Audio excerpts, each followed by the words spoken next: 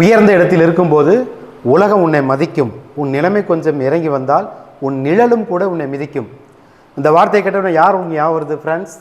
S, நம்ம ஊரை சேர்ந்த சிறுவர்களப்பட்டியை சேர்ந்த மாபெரும் எழுத்தாளர் கவிஞர் கண்ணதாசன்.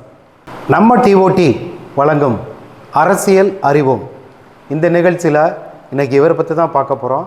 ஃப்ரெண்ட்ஸ், இவரை பற்றி அறிமுகம் தேவையில்லை.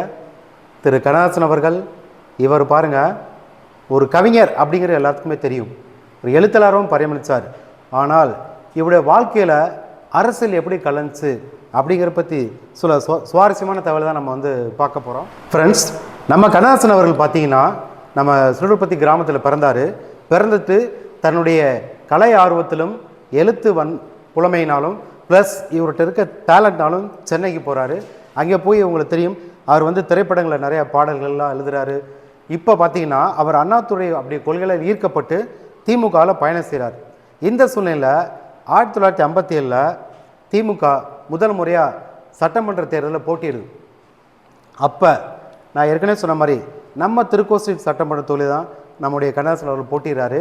இதில் பாருங்கள், வனவாசம் அப்படிங்கிற புத்தகத்தில் இவர் சில சுவாரஸ்யமான விஷயங்கள் பகிர்ந்துக்கிறார்.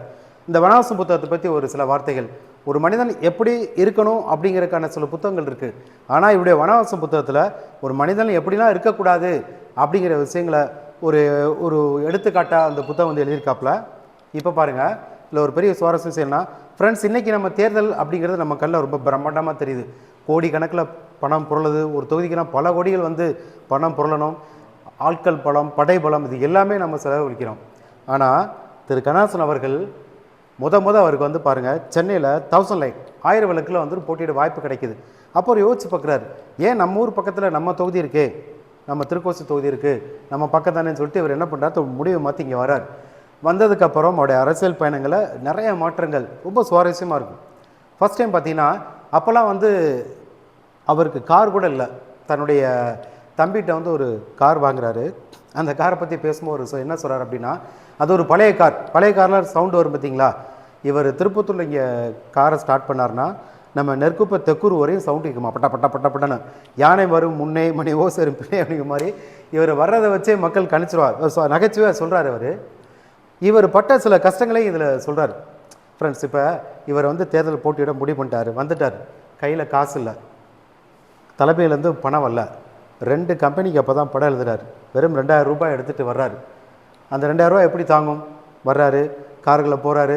கொஞ்ச நாளைக்கு அப்படி செலவழித்து பார்க்குறாரு. இவருக்கே ஒரு பிரம்மாண்டம், தேர்தல்லாம் இவ்வளோ இருக்கா, இவ்வளோ மக்கள், இவ்வளோ செலவு அப்படிங்கிற அவரே ஒரு கட்டத்தில் ரொம்ப ரொம்ப வெக்ஸ் ஆகி போடுறாப்புல. திருப்பி பணம் அவருக்கு கிடைக்காத காலகட்டம். அப்போ மேலேருந்து பணம் வரல. ஒரு கூட்டம் ஒன்று போடுறாப்புல நம்ம ஊர் பக்கத்தில். போடும்போது அங்கே ஒரே ஒருத்தர், காலாப்பூர் சேர்ந்த அழகுங்கிற ஒருத்தர் அப்போவே ஒரு 100 ரூபா ஒரு ஏழை விவசாயி கசங்கிய நோட்டை கொடுக்குறாப்புலையா. இன்றைக்கும் அவரை பெருசாக சொல்கிறாப்புல. பணம் இல்லாட்டினா மக்கள் தொண்டர் யாரும் வரமாட்டாங்க இல்லையா. ஸோ அவர் சில இடங்களுக்கு ஓட்டு கேட்க போகிறாரு. குறைந்த அளவு தொண்டர்கள் தான் வர்றாங்க. தொண்டர்களுக்கு டீ காப்பி வாங்கி கூட காசு இல்லை. அன்றைக்காக டீ காப்பியோட முடிஞ்சு. இன்றைக்கி எவ்வளோ மேற்பட்ட செலவு நிறையா இருக்குது.